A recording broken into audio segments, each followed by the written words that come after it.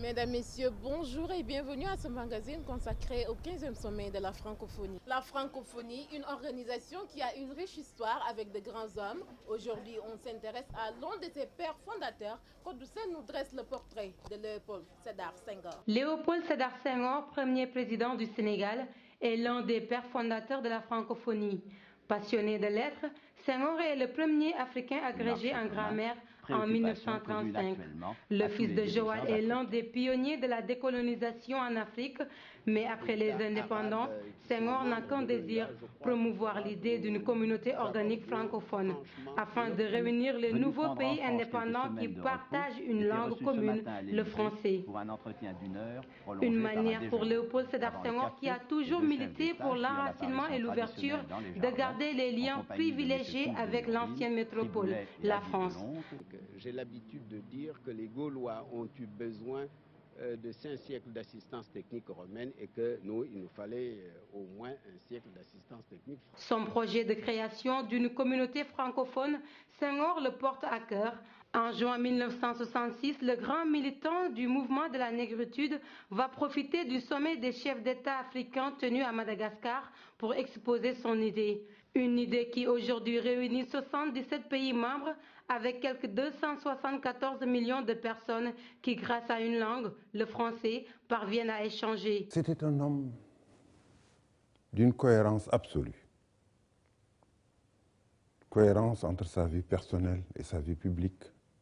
Cohérence entre son œuvre littéraire et son œuvre politique. C'est sur ces terres du Sénégal où repose Léopold Sédar Senghor, où se tient le 15e sommet de la francophonie. Restons avec le président Senghor. Un colloque a été organisé à l'université Cheikh Anta Diop pour parler de la vie et de l'œuvre du président Léopold Sédar Senghor. Le compte rendu est signé Papa Cheikh Ndiaye Diouf. Senghor l'universel, c'est le thème retenu lors de ce colloque international organisé à l'université Cheikh Anta Diop de Dakar en marge du 15e sommet de la francophonie. Une occasion pour les participants de revisiter l'histoire qui liait Senghor à la francophonie. L'Organisation internationale de la francophonie, dont j'ai l'honneur ici de représenter l'administrateur, M. Clément Duhem, est le fruit de la réflexion de Senghor. La francophonie n'est pas opposée à la mondialisation.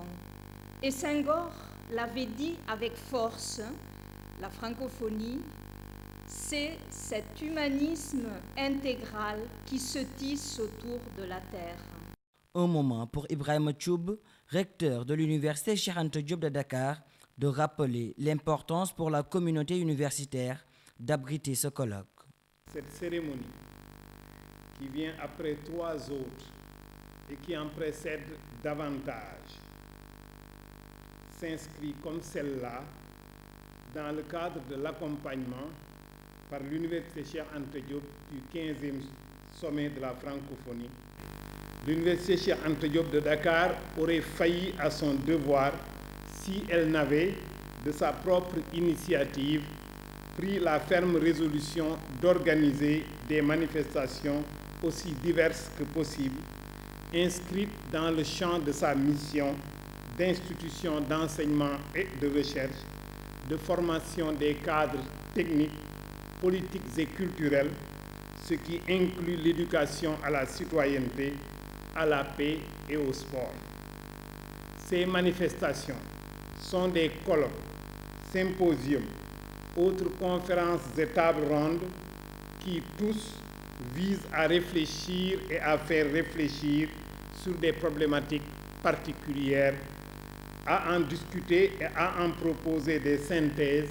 Senghor le poète, Senghor l'homme de la diversité, mais aussi l'homme aux valeurs inestimables pour Moustapha Niasse, un des compagnons historiques de Léopold Sédar Senghor.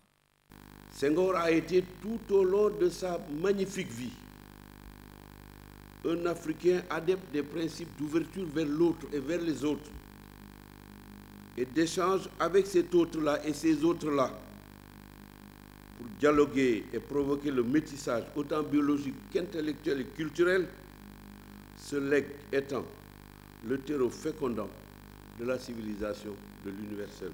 Au cours de ce colloque, les participants vont, comme le disait Senghor, s'enrichir de leurs différences pour mieux converger vers l'excellence. Pour ce 15e sommet de la francophonie, un village a été installé au Grand Théâtre. Aminata Mbaye Fall nous fait le point. C'est un grand homme qui a permis à la francophonie d'émerger sur le plan culturel, mais surtout sur le plan politique. Et je pense qu'il a également donné les prémices à une orientation économique de l'espace francophone. Et je pense que c'est cet espace économique qui va rendre beaucoup plus concret, beaucoup plus pertinent et beaucoup plus efficace l'espace francophone, parce que les populations vont se retrouver à travers ce qu'ils auront de commun, c'est le développement économique. On a bénéficié du soutien de l'OIF sur certains de nos projets depuis quelques années. Voilà, donc effectivement, et ça s'est bien passé pour pouvoir diffuser des livres. À la dimension de la personne même, c'est quelqu'un qui a fait un très bon passage, qui a marqué un peu la francophonie. Et puis je pense qu'on souhaite qu'il sorte par la grande porte, comme il a fait avec le Sénégal toujours. Et puis que la francophonie retourne dans de bonnes mains. Et Abdou Diouf, franchement, c'est l'homme idéal qu'il fallait pour cette période-là. Il a fait sa marque, sa période. Donc maintenant, on va lui souhaiter bon vent dans d'autres activités s'il y en a. À présent, parlons du bilan du secrétaire général de la francophonie après 12 ans de fonction que retiennent les francophones des mandats de Abdou Diouf.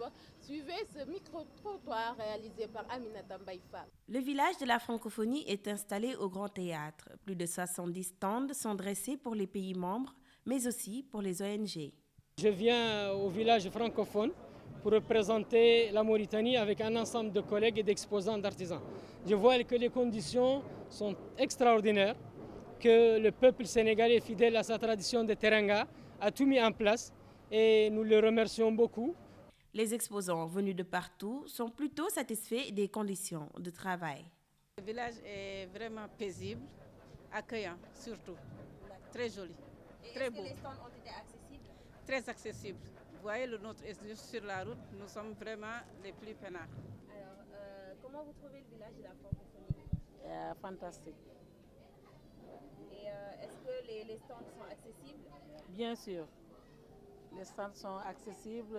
J'ai eu mon stand par le canal de la direction de l'artisanat. Vraiment, ce n'est pas... Ça a coûté combien? 0 francs. Le Premier ministre Mohamed Boun Abdallah Dionne, en compagnie de son homologue malien Moussa Mara, a inauguré cet espace dynamique, lieu de convivialité et de partage. Et pour finir ce magazine, la revue de presse par Wali Gueye. Les journaux de ce matin sont largement revenus sur l'organisation du 15e sommet de la francophonie. Le Soleil, quotidien gouvernemental, parle de l'inauguration du village de la francophonie ce lundi à 16h. Tout est fait prêt pour un cachet populaire. Mais pour Walfadjri, beaucoup de stands restent vides à moins de 24 heures de l'ouverture du village.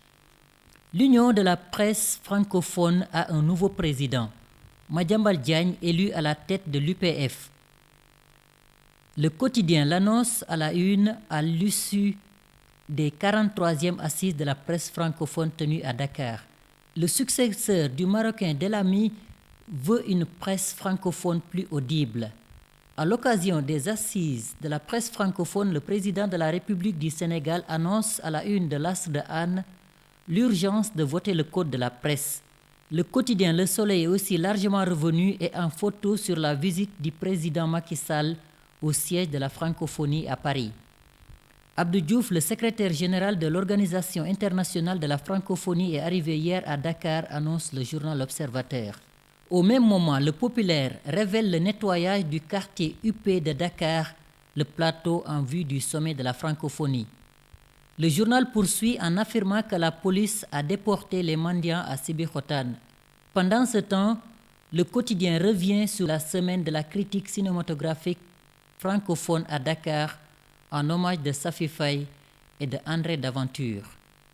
Bonne lecture. Merci, c'était tout pour ce premier numéro. Je vous donne rendez-vous demain. Au revoir.